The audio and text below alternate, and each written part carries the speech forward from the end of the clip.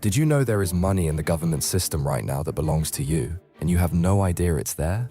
Here's what happened to millions of Indian families. Someone switched jobs and forgot to transfer their EPF. A fixed deposit matured and the bank couldn't reach them after they moved cities. A parent bought an LIC policy, paid every premium for 20 years, and then the family simply forgot to claim it. This is not money that belongs to the very poor or the very rich.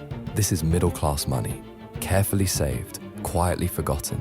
The total sitting unclaimed across India runs into tens of thousands of crores.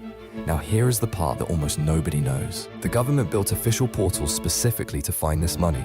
EPFO's Unified Member Portal for EPF Balances, UGGAM, run by the Reserve Bank of India for forgotten bank deposits.